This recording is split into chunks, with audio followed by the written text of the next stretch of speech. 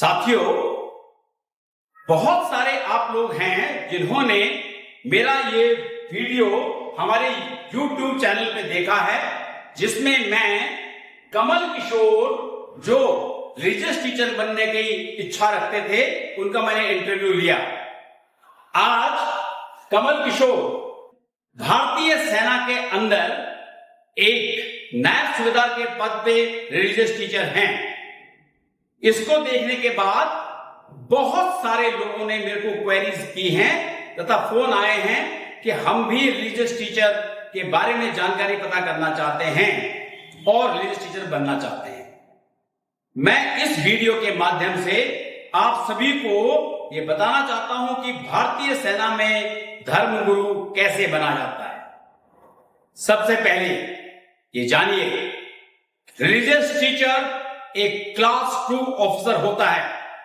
यदि आप class 2 officer बनना चाहते हैं, आपकी सोच, आपका नॉलेज, आपका तरीका और आपका कंडक्ट एक ऑफिसर जैसा होना बहुत जरूरी है। यह मत सोचिए कि हम धर्मगुरु बनने जा रहे हैं। धर्मगुरु आपका काम है, लेकिन आप भारतीय सेना में एक ऑफिसर बनने जा रहे हैं। हमारे एक नॉर्मल जवान को 15 से 20 साल लग जाते हैं नायब सूबेदार के पद को पाने के लिए।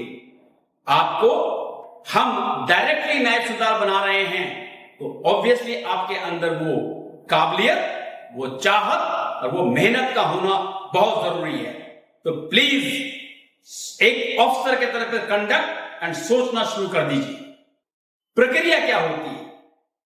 रिलीजियस टीचर के बनने के लिए आपके पास, यदि आप हिंदू हैं तो आपके पास शास्त्री या आचार्य या संस्कृत से आपके पास बीए या एमए की डिग्री होनी जरूरी है। कर्मकांड आपको आना चाहिए। इसी प्रकार यदि आप मौलवी बनना चाहते हैं या आप सिख में ग्रंथी बनना चाहते हैं या पादरी बनना चाहते हैं, तो आपको अपने रिलीजन के बारे में पता होना जरूरी है। प्रक्रिया में 3 स्टेजेस होती हैं। पहली स्टेज में आपको 2 पेपर देने पड़ते हैं। पहला पेपर जो 100 नंबर का होता है, इस पेपर के अंदर 50 क्वेश्चन आते हैं और जो भारत के बारे में यानी भारत का इतिहास, भारत की ज्योग्राफी यानी भूगोल, भारत के अर्थशास्त्र यानी इकोनॉमिक्स, करंट अफेयर्स और संविधान और संविधान से जुड़ी हुई चीजों के बारे में आपका ज्ञान और थोड़ा बहुत साइंस के बारे में या डिस्कवरीज के बारे में, हमारे रिलेशंस के बारे में दूसरे देशों से, इसकी जानकारी होना जरूरी है। पेपर में नेगेटिव मार्किंग होती है। हर 2 नंबर के लिए, हर 2 गलत के लिए 1 नंबर काटा जाता है। यानी 50 क्वेश्चन के 100 नंबर होते हैं। यदि आपका 1 क्वेश्चन गलत है तो आपको सिर्फ आधे मार्क्स काटे जाएंगे। इस पेपर को हम इवैल्यूएट करते हैं सिर्फ पास होने के लिए। यदि आपके पास 40 नंबर हैं तो आप नेक्स्ट लेवल पर आ जाते हैं। दूसरा पेपर तभी करेक्ट होगा जब आपके 40 नंबर पहले पेपर में आए होंगे। दूसरा पेपर क्या होता है? दूसरा पेपर होता है आपकी रिलीजियस स्टडीज का, यानी आपका कर्मकांड, वेदों का नॉलेज, दुर्गा सप्तशती का नॉलेज, रामायण महाभारत का नॉलेज और जो भी स्क्रिप्चर्स हैं और कर्मकांड की विधियां हैं, इसके बारे में आपको सवाल पूछे जाते हैं। इस पेपर को यदि आप पास कर लेते हैं तो मेरिट लिस्ट के बेसिस के ऊपर आपको फिजिकल टेस्ट के लिए और मेडिकल के लिए बुलाया जाता है। फिजिकल टेस्ट में आपकी दौड़, आपके पुशअप्स और आपके वो फिजिकल टेस्ट होते हैं जो सेना में जरूरी हैं। उसको पास करने के बाद आपका मेडिकल होता है और यदि आप मेडिकल को ही पास कर लेते हैं तो उसके बाद मेरिट लिस्ट के बेसिस के ऊपर इंटरव्यू कराया जाता है। इंटरव्यू जनरली एक सीनियर रैंक के ब्रिगेडियर और उनके रैंक के एक ऑफिसर, साथ में उनके कर्नल रैंक के 2-3 ऑफिसर और एक धर्मगुरु जो पहले से ही इस सब्जेक्ट को जानते हैं, वो इस पैनल में बैठे होते हैं। इस पैनल ने आपको भारत के बारे में सवाल पूछने हैं भारत की स्थिति के बारे में सवाल पूछने हैं, करंट अफेयर्स के बारे में सवाल पूछने हैं।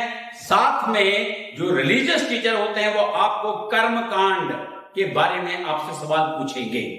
यदि आप इसमें भी उत्तीर्ण हो जाते हैं तो मेरिट लिस्ट के बेसिस पर आपको एआरओ के थ्रू कॉल किया जाता है और फिर आपको सीधा नायब सूबेदार के पद पर जिस भी यूनिट या जिस भी संस्थान में भेजना वहां भेजा जाता है।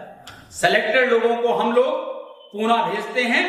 उनकी 3 हफ्ते की बेसिक ट्रेनिंग होती है जिसमें ड्रिल, पीटी, फायरिंग और वेपन्स की ट्रेनिंग दी जाती है और 3 हफ्ते के बाद उनको फर्दर ट्रेनिंग के लिए 3 महीने की ट्रेनिंग के लिए उनको पूना के अंदर नेशनल इंस्टीट्यूट ऑफ इंटीग्रेशन में भेजा जाता है। यहां से जैसे आप उत्तीर्ण होते हैं या पास होते हैं, नायब सूबेदार के रैंक में आप सीधा किसी यूनिट में जाते हैं और धर्म गुरु का काम करते हैं। आपका काम धर्म की शिक्षा देना होता है, लेकिन एक अफसर के तौर पे आप धर्म का पालन भी करवाते हैं और धर्म के बारे में लोगों को शिक्षा भी देते हैं। बहुत अच्छा मौका है आपके पास। यदि आप जानना चाहते हैं और तो मेरे YouTube चैनल को फॉलो कीजिए, इसको लाइक कीजिए, बेल आइकॉन दबाइए और सब्सक्राइब चैनल को जरूर कीजिए। और जानकारी के लिए आप हमारी एकेडमी में आ सकते हैं और तैयारी कर सकते हैं। धन्यवाद।